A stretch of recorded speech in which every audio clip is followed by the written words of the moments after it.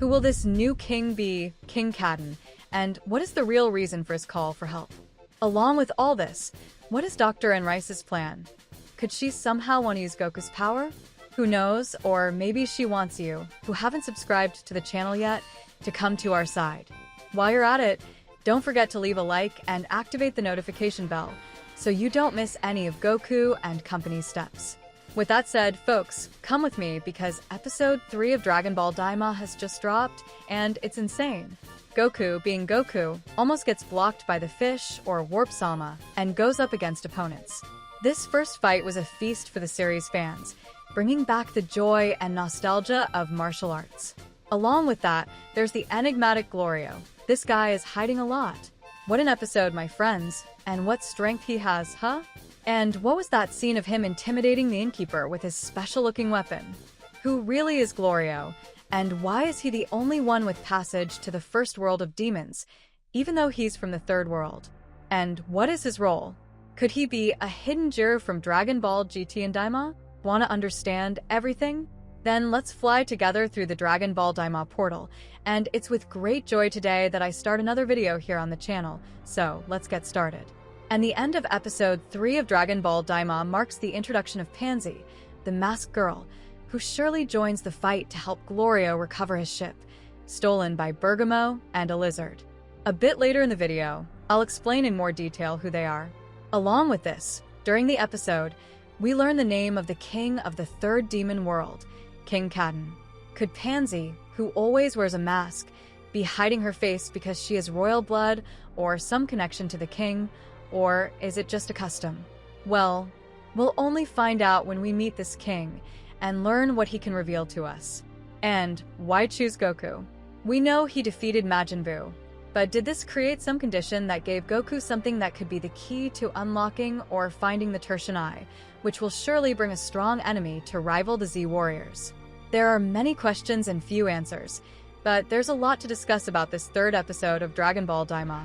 It left a mark as we saw Goku's first fight using his turtle style, showing he's still sharp. He uses the situation to get accustomed to his body's new condition.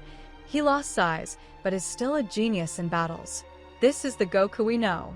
And besides filling all his enemies in the bar with punches, there's one who even looks like Tambourine, just a bit bigger.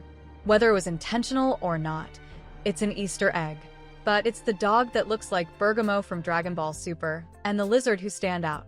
Both are annoyed by Goku's ears and the fact he's not from the demon realm, so the brawl breaks out.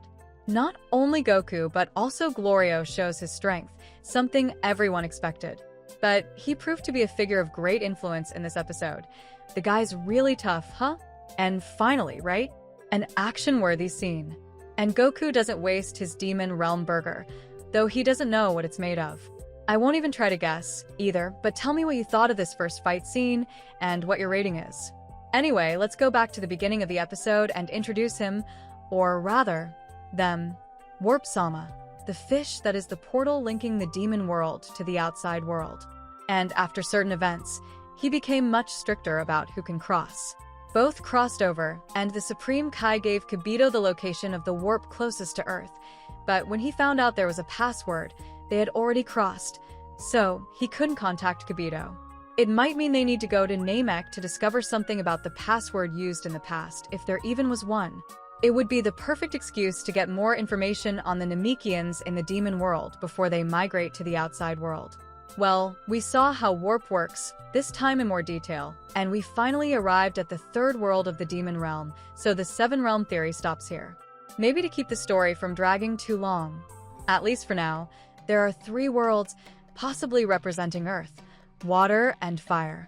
Who knows, because the current world looks a lot like Earth, the only striking differences being the floating rocks or the volcanoes spewing smoke that limits movement for people and machines. And the dragons also resemble where Goku used to live, which reminds us of Gohan, who adopted a small dragon named Icarus.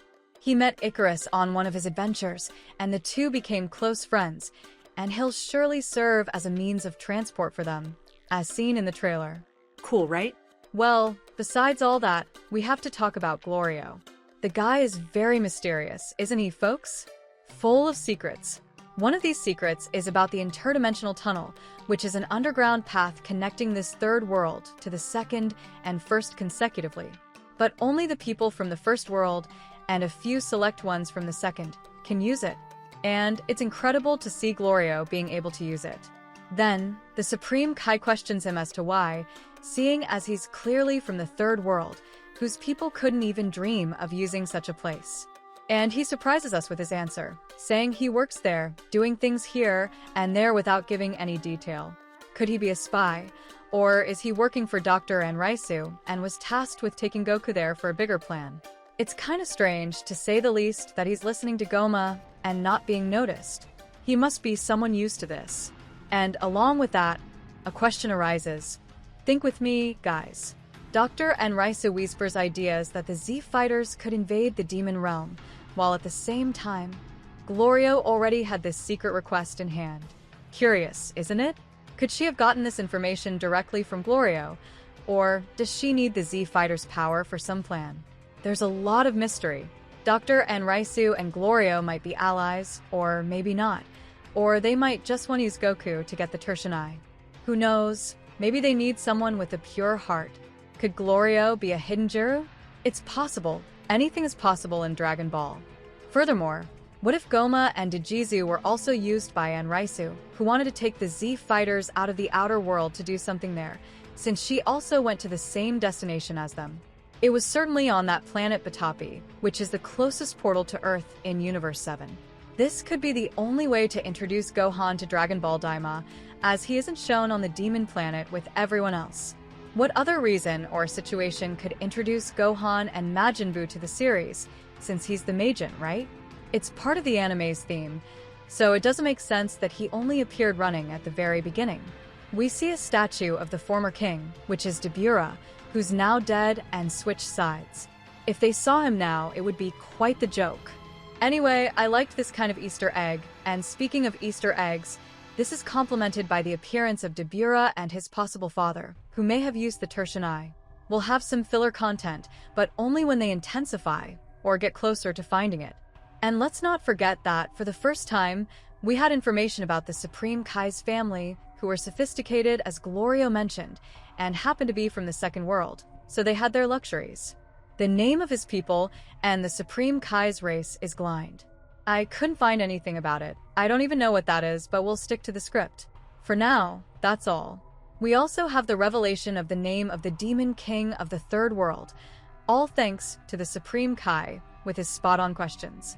If it weren't for that, we'd be relying on Goku, which wouldn't be great, at least when it comes to asking questions. But other than that, he's forgiven, and the king's name is Caden. I did a quick search on the meaning of Caden, and it means flower bed or flower garden. It's a place where flowers are planted and cultivated. This could be a reference to Dabura, who, upon dying, went to a garden as well. Dabura, the Demon King, was sent to paradise after his death, which was a surprise and a unique punishment for someone with his evil nature.